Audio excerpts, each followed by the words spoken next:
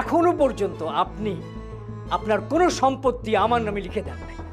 আমি কি ধরে নেব যে আমার ধারণাই সঠিক? কি ধরনের কথা বলছিস তুই? হাবিবের সাথে মারামারি করতে গেছো কেন? দাদু ভাই, হাবিব ওর হাত ধরে টানাটানি করছিল, ব্যাপারটা আমার মোটেও ভালো লাগেনি। আমি ওকে নিষেধ করেছিলাম। আর সেই কারণে তুই আমার হবু জামাইকে মারতে যাবি? অনেক হয়েছে আব্বা, অনেক হয়েছে। আমি আর নতুন করে কোনো ঝামেলা পড়তে চাই না। তাই আমি ঠিক করেছি কালকের মধ্যেই মমর বিয়েটা আমি দিয়ে দেবো। হঠাৎ করে এখন মামার বিয়ের কথা উঠলো কেন? কথা তো ঠিক হয়েছিল যে ফাইনাল এক্সামের পরে বিয়েটার ব্যবস্থা করবো। আপনি আব্বা বুঝতে পারছেন না, এভাবে যদি চলতে থাকে তাহলে আমার মেয়ের পড়ালেখা শেষ হওয়ার আগেই আমার মেয়ের জীবনটা শেষ হয়ে যাবে। আর আমি বাবা হয়ে তো মেয়ের সর্বনাশটা নিজের চোখে দেখতে পারি না। আমি বলি কি, তুই মাথা গরম করিস না। মামার মেয়েদের সাথে কথা বলি, তখন প্রকৃত ঘটনা কি সেটা বোঝা যাবে। আপনি কি বলছেন আব্বা এটা? হ্যাঁ, যেখানে ছেলের বাবা ফোন করে জানিয়েছে সব ঘটনা, আর আপনি ওদের মুখ থেকে শোনার জন্য বসে আছেন। আরে প্রকৃত ঘটনা জানার জন্য তো দুই পক্ষের সাথে কথা বলতে হবে। আব্বা, প্রকৃত ঘটনা আসলে অন্য জায়গায়। আমি আমি কিন্তু ঠিকই বুঝতে পারছি।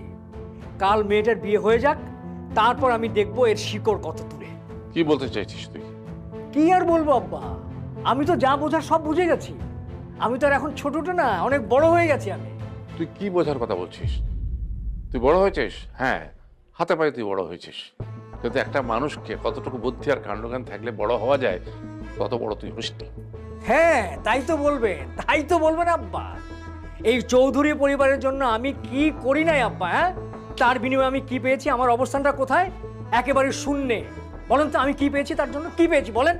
কি পাওয়ার কথা বলছিস তুই? কিছুই বুঝতে পারছেন না আব্বা? হ্যাঁ, এখনো পর্যন্ত আপনি আপনার কোনো সম্পত্তি আমার নামে লিখে দেন নাই। আমি কি ধরে নেব যে আমার ধারণাই সঠিক? কি ধরনের কথা বলছিস তুই? যার জন্য চৌধুরী পরিবারের মাথা সবার সামনে একদিন ছোট হয়ে গিয়েছিল, আজ এতদিন পর তার ছেলেকে এই বাড়িতে নিয়ে আসা হয়েছে এবং সমস্ত সম্পত্তি তাকে দিয়ে দেওয়ার প্ল্যান করা হচ্ছে। আমি কি কিছুই বুঝতে পারি না?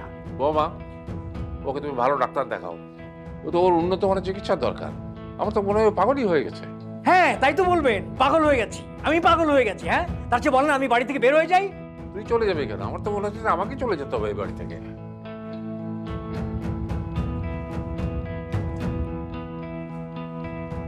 তোমাকে মামার সাথে পাঠিয়েছিলাম সময় কাটাবার জন্য, কারোর সাথে গুন্ডামি করার জন্য তো নয়। দাদু ভাই, তুমি চুপ করো। হাবিবের সাথে মারামারি করতে গেছো কেন? দাদু ভাই, হাবিব ওর হাত ধরে টানাটানি করছিল, ব্যাপারটা আমার মোটেও ভালো লাগেনি। আমি ওকে নিষেধ করেছিলাম। আর সেই কারণে তুই আমার হবু জামাইকে মারতে যাবি? ওকে বলতে দে ফিরোজ। দাদু, হাবিব ওর হাতটা শক্ত করে ধরেছিল। আমি বারবার বলেছিলাম ছাড়ার জন্য, সে কোনোভাবেই আমার রিকোয়েস্ট শোনেনি। তারপর আমি ওর হাতটা ছুটিয়ে দিয়েছি। হ্যাঁ দাদু, ঘটনা এই পর্যন্তই। আমারও সেরকম একটা মনে হচ্ছিল কিছু, কোথায় যেন একটা ভুল হয়েছে।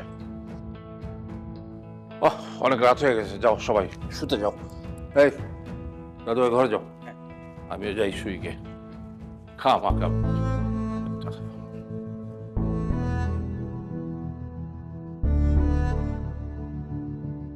সিনেমার গল্প সাজিয়ে নিয়ে এসেছো, তাই না? হ্যাঁ, চৌধুরী পরিবারের সম্পত্তি দখল করতে চাও? এত সোজা?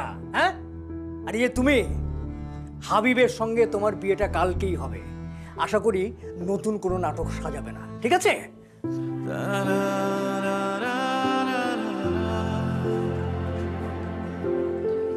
na na